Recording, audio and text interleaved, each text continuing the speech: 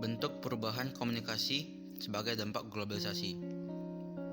Dampak positif globalisasi bagi komunikasi. 1. Peningkatan kecepatan, kemudahan, serta akurasi dalam pertukaran informasi. Perkembangan peralatan teknologi informasi dan komunikasi membuat globalisasi komunikasi berjalan semakin pesat. Misalnya, pengiriman surat atau dokumen melalui email jauh lebih cepat, mudah, dan relatif lebih murah dengan akurasi yang tinggi dibandingkan dengan pengiriman surat melalui pos. 2. Kemudahan mengakses informasi. Dengan globalisasi komunikasi, berbagai informasi dari berbagai belahan bumi bagian manapun dapat kita akses dengan lebih cepat dan lebih mudah.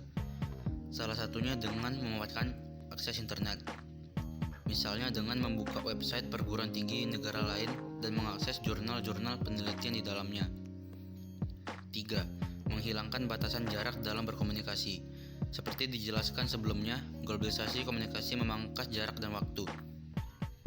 Globalisasi komunikasi memungkinkan seseorang, individu, atau kelompok dari negara yang satu untuk berkomunikasi secara intens dengan individu yang berada di negara lain tanpa terkendala jarak dan waktu, misalnya dengan melakukan komunikasi melalui aplikasi media komunikasi modern seperti WhatsApp, Line, Twitter, atau aplikasi percakapan dan sosial media lainnya. 4. Menumbuhkan sikap toleran dan kosmopolitan.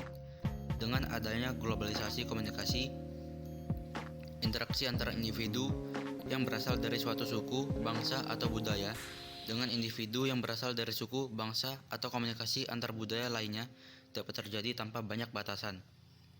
Dengan demikian, dapat terjadi pertukaran pandangan, ideologi, maupun budaya sehingga tercipta rasa saling mengerti.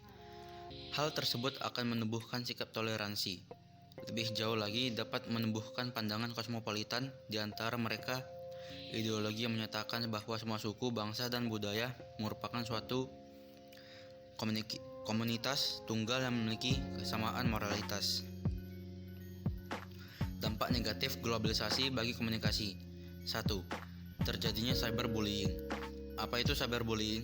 Cyberbullying merupakan bentuk kekerasan di internet yang dilakukan untuk atau dialami oleh seseorang, terutama anak-anak dan remaja. Umumnya cyberbullying dilakukan para remaja di mana pada usia-usia tersebut mereka membutuhkan pengakuan tentang keberadaan mereka. 2. Maraknya informasi kebohongan. Kata-kata tersebut acap kali kita lihat di sosial media seperti Facebook, WhatsApp, dan lain-lain. Bagi seseorang yang belum memiliki pemikiran kritis, tentu dengan mudahnya percaya dengan informasi yang belum jelas kebenarannya, sehingga kemudian pesan di rantai tersebut beredar di mana-mana. Informasi-informasi yang berupa kebohongan ini seringkali kita menyebutnya dengan hoax. Yang menakjubkan, beberapa kali kabar hoax bisa menjadi viral karena banyaknya seseorang yang menerima kemudian menyebarkannya. 3. Privasi kehidupan lebih diketahui orang banyak. Mungkin hal ini tidak berlaku bagi seseorang yang kurang suka mengumbar privasinya di sosial media. Namun ketika ada seseorang yang terlalu gemar menunjukkan kehidupan bahkan privasinya, tentu hal tersebut menjadi kurang baik atau bisa dianggap spam. Terlebih ketika hal tersebut diketahui seseorang yang memiliki niat jahat. 4. Mudahnya akses untuk mendapatkan informasi yang tidak baik.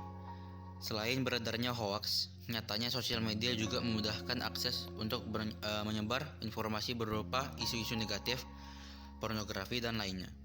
Terkait isu-isu negatif seperti hal-hal mengandung sara, tentu dapat menimbulkan perpecahan antar suku, ras, dan agama. Dan hal-hal yang berbau pornografi bukan merupakan suatu yang begitu saja bisa diabaikan, terutama untuk anak-anak yang masih di bawah umur. 5.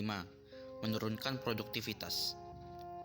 Salah satu yang dapat memicu menurunnya produktivitas seseorang adalah ketika fokusnya terganti oleh hal-hal yang lain.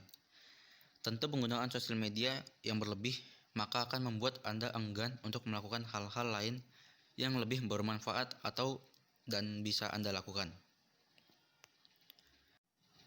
Nah, itulah penjelasan dan contoh dari beberapa dampak yang ditimbulkan globalisasi di bidang komunikasi. Semoga penjelasan ini bermanfaat kepada para penonton. Terima kasih telah menonton.